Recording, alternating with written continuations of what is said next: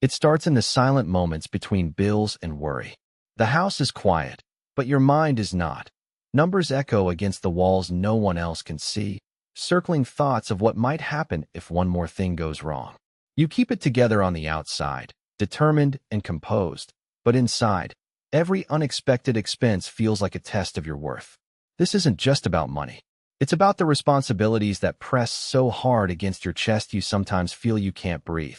At the end of a long day, you see yourself reflected in the window, exhausted eyes searching for assurance that tomorrow won't bring another avalanche of challenges. Maybe you grew up measuring every cent, learning early on that asking for too much meant you'd hear no. Maybe you've watched others seem to glide ahead in life, while for you, every step feels like pulling yourself through quicksand. Maybe you're the one your family turns to, or the one you keep hidden, quietly bracing against a world that rarely waits for the vulnerable to catch up. Imagine for a moment a young man named Desmond, his shoulders stooped not by the weight of the world, but by the relentless weight of his own expectations. Money was always tight. His family's future seemed to dangle from the fraying thread of every paycheck. Each month, the math never quite worked out the way he hoped. There was no room for mistakes, no safety net, and when the world outside erupted into war, Desmond was pulled in two directions: his desire to serve and the unyielding obligation to keep his loved ones afloat. Some said he was weak because he had lines he wouldn't cross. Others saw only stubbornness, not the quiet courage it takes to admit your limits in a culture that worships certainty and strength. Maybe you're carrying a similar secret: the fear that your next decision could topple everything. One missed payment unraveling months, even years, of effort. Maybe you know what it's like to stand at a crossroads, where each path is clouded by both hope and anxiety. You want to move forward, to prove to yourself and those you care about that you're not defined by what you lack. Behind every nervous glance at your bank balance, every conversation you avoid about money, there's a deeper longing to feel safe, to feel enough, to feel in control. And when life asks for more, when emergencies strike, when prices rise, when opportunities seem to always belong to someone else, the pressure intensifies. Sometimes it feels like everyone else has a plan B, and you're still searching for your plan A. You work hard, you want to provide, and yet the invisible rope binding your ambitions tighter is fear, a fear you try to outrun, but it keeps pace with you, step for step. For Desmond, the battlefield wasn't just about the gunfire and chaos. It was facing his own doubts, a war that started long before he ever put on a uniform. While others had weapons, he had just his hands, his resolve, and the lessons pain had etched into his soul. When the world expected him to give up, he pressed on, each act of courage forged in the fires of scarcity and uncertainty. And perhaps, even now, you can see a sliver of yourself in him. The stakes may be different, but the pressure, the heavy silence of not knowing if you'll make it through, is the same. The choice is not about being fearless, it's what you do with fear when it comes. Tonight, maybe you sit at your kitchen table, the quiet broken by the soft hum of worries hanging between you and the night ahead. You feel caught between wanting more and managing what you have, between the drive to build your future and the anchor of past hardship. It's easy, in these moments, to believe you're alone, but you are not. Others have stood at that same edge and found a way to turn their struggles into strength, not despite them, but because of them. The journey ahead won't be built on promises of instant wealth or shortcuts that miss the heart of the challenge. Instead, it unfolds in layers, understanding where the pain comes from, facing the beliefs that hold us down, and finding actionable hope in the smallest of shifts. There is a path from silent worry to real power, and as the story unfolds, you'll see how even the tightest knots of pressure can become the starting line of resilience. This is not just another lesson on money management. It's an exploration of what it means to reclaim the authorship of your financial story, step by step, beginning right here. Dawn crept in. It's like casting quiet shapes across Desmond's hands as he thumbed through old letters hidden deep within a drawer. He lingered over each envelope, words faded by years of handling and worry. There was one from his father, written in uncertain script, almost hesitant, as if he was afraid of what truth might slip through the ink.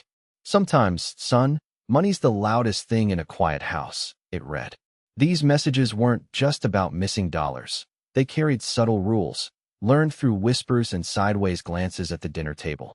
Who spent, who saved, who sacrificed, and, most important, who decided what was enough. Desmond had swallowed those unspoken codes, molding his views around meanings he never chose for himself. Meanwhile, his mother's voice swirled in the kitchen each morning, warning him to keep something aside, just in case. Stories layered in her instructions. How her own mother lost everything in a single day. How trust and innocence crumbled with a fortune that vanished, leaving a legacy not of wealth, but of vigilance and skepticism about abundance. Desmond traced these patterns through his own life, detecting in them not only his parents' scars, but also society's persistent echoes. At church, sermons painted poverty as noble and prosperity as suspect. Around neighbors, small successes were questioned. Did he deserve them? What did he give up to achieve them? The air in his small town hummed with opinions about money, some rooted in pride, others in judgment or fear. Teaching at school reinforced more. Images of the responsible provider or the reckless spender stood like statues, offering blueprints of how someone should feel about wealth, or the lack of it. Even as a boy, Desmond sensed that money, for them all, was not merely arithmetic. It was inheritance, not of funds, but of stories, anxieties, secret hopes, and prohibitions that could rule a life. Looking back on it now, Desmond marveled at how rarely people questioned the origins of their financial beliefs. He remembered a quiet exchange one afternoon with his friend Tom, sitting underneath the rusting water tower. Tom, usually brash and loud, lowered his voice to confess, "I always think the bank will take our house any day, even though we're not behind." My dad worried aloud every Sunday during dinner. It's like I hear him every time I pay a bill. A simple admission, but it revealed how easily another person's dread can slip under your skin and shape how you move in the world. Carrying this awareness into adulthood, Desmond now recognized how layered and personal everyone's relationship with money really was. It was shaped long before they ever touched a paycheck.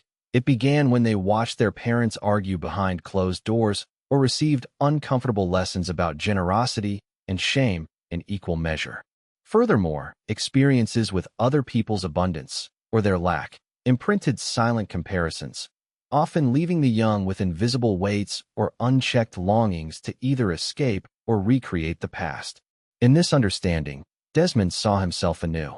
Money now appeared less as a neutral tool and more as a vessel filled by the beliefs, admonitions, and anxieties poured into it over a lifetime. For some, it's a symbol of freedom. For others, a harbinger of loss or judgment.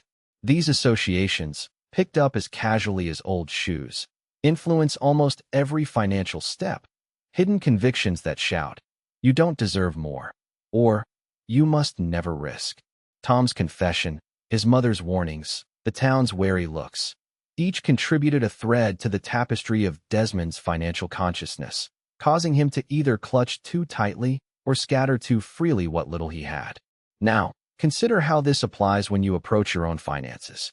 Perhaps you've never realized that your caution with spending or your urge to splurge comes not just from personal preference, but from a script written decades earlier by someone else's hand. Or maybe you sense a stubborn resistance to change, rooted not in logic, but in a desire to honor family traditions or unchallenged fears. Breaking these patterns requires an unflinching gaze into the quiet places of your memory, the moments where a look, a sentence, or a single mistake shaped your sense of safety around money. Desmond found clarity in this reflective process, a way to detach, to observe his impulses without self-condemnation. It became easier to notice when old narratives tried to hijack his choices, whispering that his value was tied to sacrifice or scarcity. Through examining the architecture of these beliefs, he began to design a new blueprint, one that included understanding without blame and possibility without apology. Each day, his story shifted, ever so slightly, as he questioned not just what he believed, but why he'd come to believe it in the first place. Heat shimmered above the red earth as Desmond trekked through the sprawling camp, his steps purposeful, yet his mind sharpened by a peculiar sense of defiance. Around him, rumors swirled about what it actually meant to stand for something unconventional. Most soldiers accepted the world as an all-or-nothing test. The brave charged forward with weapons. The hesitant hung back or vanished altogether, dust settling over them in the quiet aftermath. Yet Desmond's every waking thought gnawed at these accepted dichotomies. Today, the mess hall rumbled with a heated conversation, voices overlapping, tension simmering. Private Carter slammed his cup down. "If you're not willing to fight like the rest of us, you'll never be more than a burden." The others nodded, echoing society's relentless refrain. Value comes only from perfect conformity, wealth from ruthless courage, problems solved by charging ahead, no questions asked. Unshaken, Desmond stepped away from the chatter and found the shade of an old sycamore. He pulled out his pocket-sized notebook, a habit born not of vanity, but as silent rebellion. Meticulously, he sketched out moments he wished he'd handled differently, cataloging flashes of temptation to give in, ignore his boundaries, or adopt the very myths being tossed around. He'd heard them his whole life. Only the bold get rich, hustle or go hungry, and money is a zero-sum battle. None sat right with him. Instead, Desmond watched those who lived by these mantras, noticing the brittle smiles, the sleepless nights, the hidden desperation beneath bluster. He realized that faith in these maxims created invisible cages, confines far more oppressive than any real obstacle. Elsewhere, Lieutenant Evans, an officer no one dared contradict, boasted about never backing down from risk. Yet Desmond noticed the man's quick, furtive glances at his watch, the fatigue shadowing his eyes. Beneath every bravado was the unspoken cost, fractured relationships, a simmering dread of failure masked by overwork. In the hush that followed the mess hall argument, Desmond approached Evans, gently challenging the most gilded myth.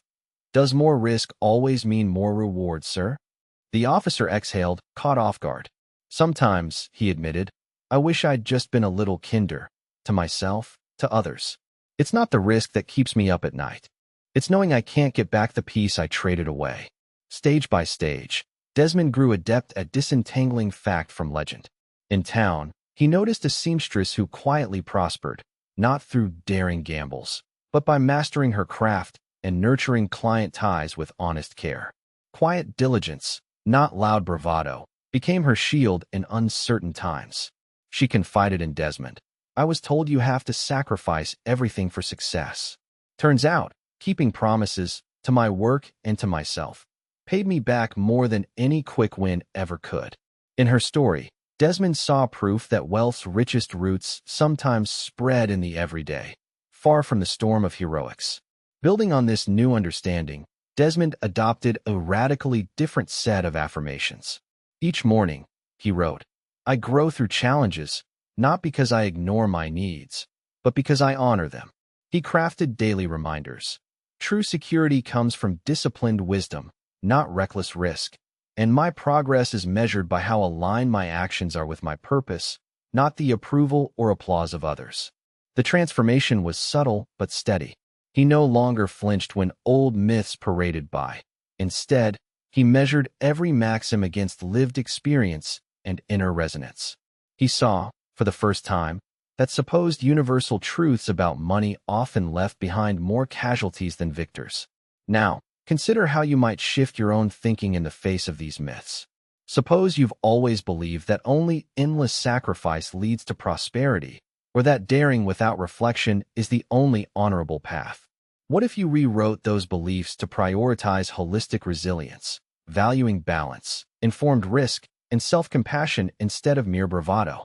Imagine what would change if you measured wealth not by conquest, but by your ability to protect what matters most: your peace, your relationships, your integrity. The most dangerous myths are often the ones hidden in plain sight, accepted because they're repeated, not because they're true. By surfacing them, questioning them, and daring to replace them with new affirmations rooted in your reality, you cut powerful new paths toward the abundance and self-mastery you deserve. Evening descended with a soft hush, urging Desmond to pause in the solitude beside the battered tent. Frogs croaked in the wet grass past the edge of camp, as if in chorus with his racing mind. He drew a deep breath and, for the first time in days, decided to invite his body, his senses, into the struggle. Standing still, He let the cool air brush his cheeks, his palms unclenching somewhat from the day's relentless tension. Over and over, he'd watched others collapse into panic or grind forward in blank determination. But he felt pulled now towards something quieter. Curiosity about his own tension, a determination to harness it instead of being yanked around by it. Somewhere, laughter drifted from the mess tent as a pair of medics staged an impromptu arm wrestling contest. An observer might see it as mere amusement, but Desmond lingered, scanning the scene. Their eager anticipation, the resigned smiles of those who'd already spent their wages on fleeting pleasures. He noticed how, even in leisure, people instinctively recreated their conflicts with money. Winner takes all, while the others look on with a mix of envy and relief at not having risked it all. Sensing the opportunity for insight, Desmond pulled away to his own patch of ground, journal in hand, and jotted a single question. Could these instincts be transformed, one small action at a time, into a broader and more deliberate kind of agency? Drawing on a method he'd heard about from a grizzled quartermaster, someone who'd survived much by making peace with what he could and could not control, Desmond decided to try an experiment. That night, he scanned his tent for objects carrying silent stories, a dented canteen, a frayed photograph of home, a roll of sterilized bandages. He practiced gratitude, letting the reality of survival imbue even these ordinary items with significance. Each represented not just necessity, but also choices made, sacrifices honored, and opportunities earned. Gratitude, he realized, was less a state of mind and more a practice, a muscle exercised even on days when hope seemed distant. His next step unfolded in a way that felt both risky and revitalizing. Instead of focusing solely on broad goals, save everyone, earn more, be unshakable, Desmond reduced the scope. He recorded in his journal one instance daily where he had made a deliberate, conscious choice with a resource. One day, it was sharing water. Another, delaying a purchase he would have made out of habit. He saw that micro-decisions could quietly accumulate into profound changes in self-trust and effectiveness. Moreover, he discovered that visualization, envisioning the future not as a vague wish, but as a vivid sequence of steps, created a blueprint for action. Desmond wasn't simply picturing victory or abundance. He closed his eyes and imagined wrestling down disappointment after a mistake, recalibrating in the quiet, and choosing a small step forward. This allowed him to connect progress with the experience of struggle, so setbacks no longer felt like evidence of failure, but as signposts marking out growth. Those around him slowly picked up on the difference. A younger private, anxious over dwindling rations, approached Desmond for advice. Rather than offering platitudes, Desmond invited him to spend 10 minutes listing what resources he still controlled, however minor, and one small commitment he could make that week. Witnessing the shift in the private's demeanor, a flicker of pride returning, Desmond felt the contagious power of reframing, how the smallest affirmation of agency could tilt a person's momentum. He expanded his methods further by creating nightly rituals. Before sleep, he'd write a single sentence naming a financial or emotional leak he noticed in himself, alongside a specific boundary to patch it. Some evenings, this meant choosing patience before reacting to scarcity. On others, it was declining the invitation to indulge in defeatism. Over time, these insistent returns to self-reflection and incremental action built a subtle but resilient discipline. In essence, Desmond's unfolding transformation taught him that agency wasn't born of grand gestures or perfect conditions, but of granular choices made honestly and consistently.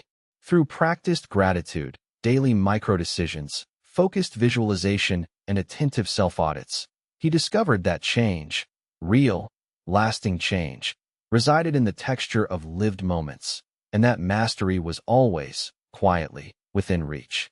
Desmond sat at a battered table in the heart of his modest home, sunlight pushing through the frayed curtains and slicing the scattered dust into golden ribbons. The kitchen was alive, pots clanging, the worn linoleum floor groaning under his mother's careful steps. Across from him, Mrs. Fallon, their longtime neighbor, unfolded a faded sheet of paper with trembling hands. She was always kind and composed, but today her posture betrayed a gnawing uncertainty. "They say the numbers never lie," she began, glancing at the columns before her. But sometimes I wish they'd whisper something more hopeful. Desmond watched the struggle flicker across her face, realizing that this moment had nothing to do with arithmetic. It was about the quiet identity being negotiated in every calculation. Throughout his life, Desmond noticed that when people confronted the hard truths of their financial situation, something profound shifted inside them. Instead of shrinking away from the discomfort, some leaned into it, not through force or bravado, but through a slow reimagining of who they might be in the future. One April morning, a former classmate named Joe appeared on Desmond's porch unannounced, dusty overalls hanging loosely from his wiry frame. Joe gripped a small tin box, its lid etched with desperate scratches. With a hesitant hand, he offered it to Desmond. "These are my last savings," Joe admitted. "Feels like the world keeps shrinking around me, and I just can't keep pretending I'm someone who isn't worried sick." The vulnerability in Joe's voice resonated with Desmond. Here was a man determined to break an old pattern and rewrite his understanding of self-worth. Stepping away from the rigidity of numbers, Desmond found himself inspired by those who dared to envision prosperity as a reflection of character rather than luck or circumstance. He watched his younger sister, Ruth, embrace an audacious idea. She would open a tiny bookshop in a town where optimism was thin on the ground. People whispered about her chances, shaking their heads and chalking it up to naivete.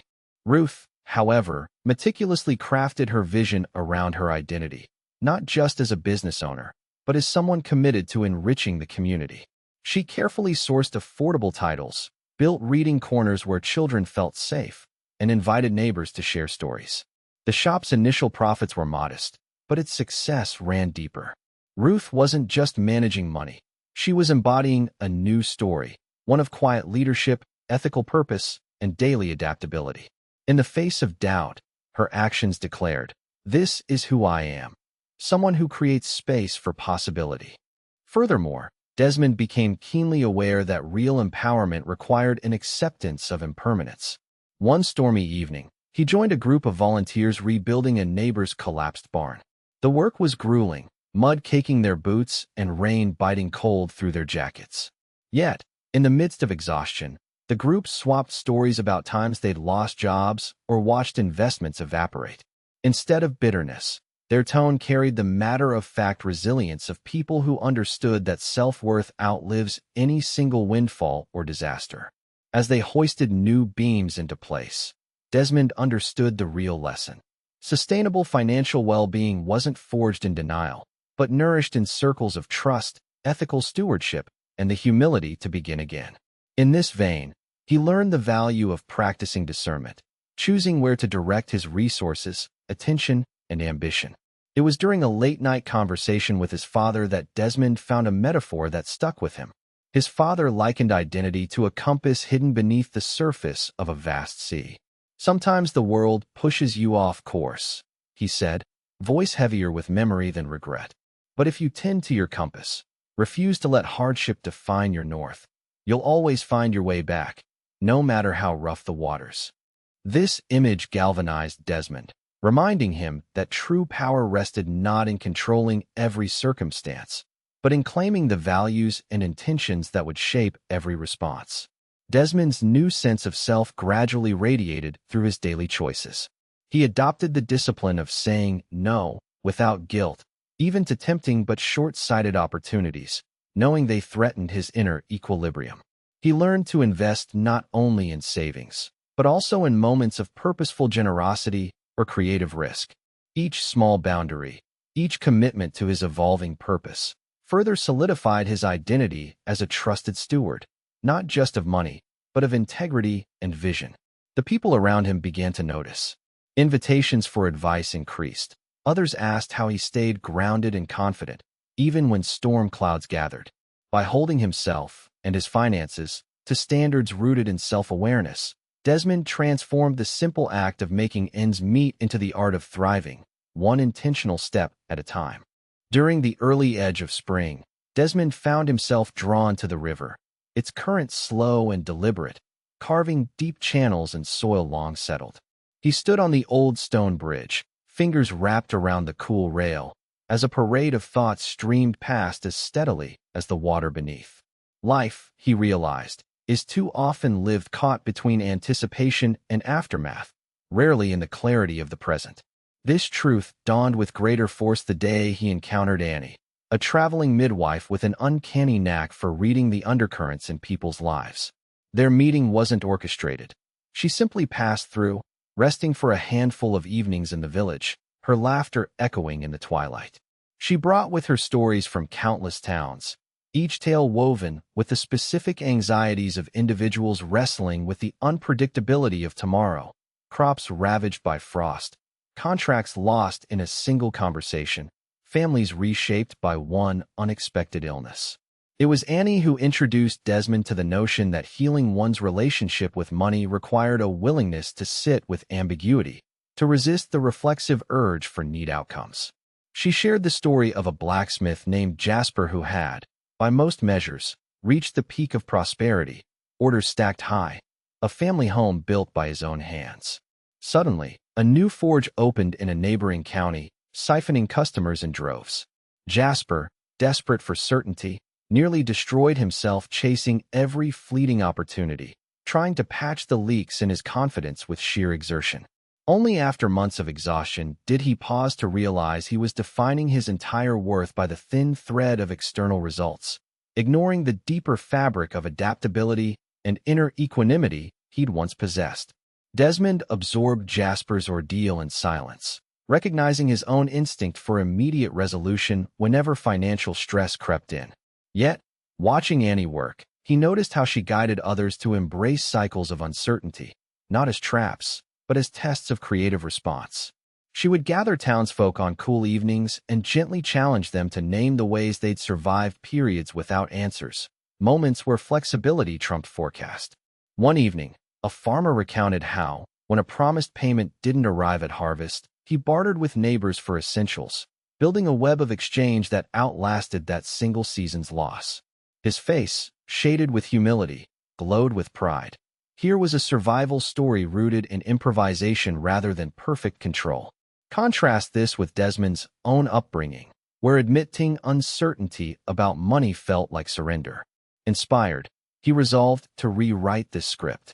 That month, he initiated weekly gatherings at the riverside, inviting friends and strangers to share not just their strategies, but the emotional turbulence that came with each unforeseen twist.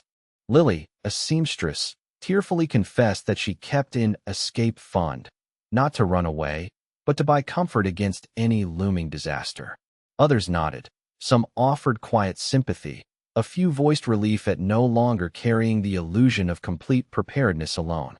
As the weeks progressed, Desmond saw palpable shifts in those gatherings. Fear gave way to resourcefulness. Attendees began trading skills, help with repairs for warm meals, old books exchanged for homegrown vegetables. With every transaction, a new language of abundance emerged, one not rooted in rigid accounts, but in resilience built on flexibility and mutual aid. Desmond found himself less shackled by the need to predict every outcome, more open to the ebb and flow that financial life inevitably brings. Now, when you confront financial unknowns, be it a job loss, unexpected bills, or simply the quiet dread of what if, picture yourself joining Desmond and his circle by the river. Rather than scrambling for absolute certainty, allow yourself to breathe in possibility. Ask, how have I adapted before? Who can I turn to now? What creativity is still latent, waiting for the courage of uncertainty to draw it out? Each time you choose curiosity over panic, community over isolation, you build scaffolding not only for your finances, but for your spirit. Step by step, you create a personal economy designed for movement, not rigidity, one capable of thriving in both drought and deluge. Reflecting on this journey so far, you may find yourself in a peculiar quiet, a suspended moment where the hardness of daily edges softens, just for a breath. Each new experience has become a thread, pulled from a loom you could never have named in advance, yet now you sense, almost viscerally, the pattern taking shape. It is as though you have wandered a wild road at dusk, sometimes near blinded by the glare of uncertainty, sometimes walking with companions whose presence steadied your balance. And beneath it all, the slow discovery dawns that the very act of navigating, of simply choosing to go on, is itself a testament to your relentless capacity for adaptation. In these transitional hours, you may notice how memory and hope begin to braid together, not with clear boundaries or easy answers, but with the kind of quiet resilience forged only among those who have met both fortune and famine with open eyes. The rustle of paper in your hands, the way an old photograph feels in your palm, recalls a lineage of choices that extends beyond mere circumstance. You catch glimpses of those who came before you, faces marked by exhaustion and pride, whose stories whisper that mastery is not a conquest, but a gentle, ever-deepening stewardship. Imagine yourself, for a moment, as the keeper of a vast and intricate garden, one that thrives through both intention and patience. Each seed you plant is nourished by the seasons that came before, yet the true measure is not simply in the harvest, but in your willingness to kneel in the earth and tend what grows. There is an artistry in such guardianship, a willingness to engage not only with bounty, but with barrenness, as if both were essential chapters in a larger narrative still unfolding. Within you stirs the recognition that the lessons of want and the gifts of providence are cut from the same cloth, and that each shapes your hands, your gaze, your choices. Perhaps you have begun to hear your own inner voice with newfound clarity, a voice freed from the static of old fears, more attuned to the nuances of possibility that flicker just beyond habitual thought. The hush before daybreak becomes, for you, a confidant, a gentle invitation to listen differently. In the distance, you can almost make out the subtle shift, anxiety dissolving into curiosity, longing ripening into quiet expectation. The familiar ache of never enough gives way to a steady pulse, an assurance that, even amid what is unresolved, you are becoming fluent in your own story. As your journey converges towards something new, notice how the outer markers, numbers, bills, heated or hushed conversations, slowly yield to an inner landscape less easily measured. Here, in the echo of each carefully drawn breath, the evidence of a transformation not easily mapped or rushed. Like a river smoothing stone, this process is subtle but profound, widening, deepening, until what once felt like impassable obstacles become part of the very current that carries you. In this space, standing neither at the beginning nor end, you participate in a rehearsal for all that lies ahead. The habits formed, the insights gathered, the courage summoned are no longer raw abstractions. They are the fibers of a whole new tapestry. You may sense, with a flicker of anticipation, the shape of what readiness could mean. Not a final destination, not certainty, but a poised receptivity, the sturdy, quiet exhale before the next horizon comes into view. And as the path bends forward, you recognize that every lesson, every test, and triumph still pulses within your grasp, waiting to be transformed, one choice at a time, into something enduring and singularly your own. The evening had settled into a gentle hush as Desmond stepped off the porch, the last notes of a neighbor's harmonica dissolving into the indigo sky. In his hand, he cradled a cup of lukewarm tea, the kind that catches a shimmer of starlight and memory both. The night felt different, poised between shadow and possibility, carrying the subtle scent of rain on dry earth. Across the street, his sister Ruth arranged battered chairs beneath a flickering porch lamp. Children darted around her, shrieking with the wild delight of games where rules are invented and broken in the same breath. Nearby, Mrs. Fallon laughed as she fumbled with a lantern, her smile softer, her words lighter than they'd been in months. Desmond leaned quietly against the rail, observing the patchwork of lives unfolding around him. Each person, he realized, carried burdens no ledger could ever weigh, griefs couched in missed opportunities, small joys growing almost defiantly between lines of worry. Yet in that moment, what pulsed through the gathering wasn't anxiety. It was something closer to resilience, the quiet gallantry of those who keep showing up for themselves and for each other, even when tomorrow remains uncertain. He thought about the journey he'd walked, the slow unpeeling of old patterns, the forging of new meaning from what once felt insurmountable. There'd been no instant rescue, no sudden windfall to erase his doubts. Instead, transformation had risen slowly, like mist over the fields at dawn, One hard choice softened by an open conversation, one act of courage stitched to a neighbor's empathy, one evening devoted to recording small victories in the margins of a battered notebook. He recalled the night Annie, the midwife, had told stories by the riverside, how people discovered strength in surrender and clarity in the act of questioning what they'd always believed. She'd reminded them that wealth is not merely amassed, but cultivated through the tending of what matters most: connection, trust, the daily tending to hope. Somewhere along the way, Desmond had stopped looking for signs that he was falling behind. The knot of tension in his chest unraveled, replaced by a gentle conviction that the true measure of abundance is never found between zeros on a page, but in the steady pulse of self-trust and belonging. The faces around him, some worn by hardship, others incandescent with possibility, were living proof that no one stands alone in that intricate reckoning between fear and gratitude, scarcity and self-renewal. His own reflection, framed in the pane of kitchen window, had shifted too. Eyes less haunted, walk more purposeful, laughter rising more freely, unburdened by the myth that security must mean stasis. The world outside was still unpredictable. Bills still came. Ambition still itched beneath the skin. But now, Desmond faced the unknown with a different posture, not braced in grim resistance, but with the grace of someone who has learned that mastery lies not in taming every threat, but in growing wise enough to turn toward life's contradictions. In each breath, he felt the inheritance of others who had weathered storms before him, those who had taught, sometimes wordlessly, that enduring fulfillment is uncovered not in what you claim, but in all you choose to build, relinquish, and share. Within the ordinary glow of that evening, Desmond understood that the most powerful revolution begins quietly, when you dare to question your story, when you ground yourself again and again in the values that hold true, when you invite others into the vulnerability of your journey. The true legacy you leave, he realized, is not simply knowledge or riches, but the courage to keep creating meaning, one imperfect, persistent day at a time.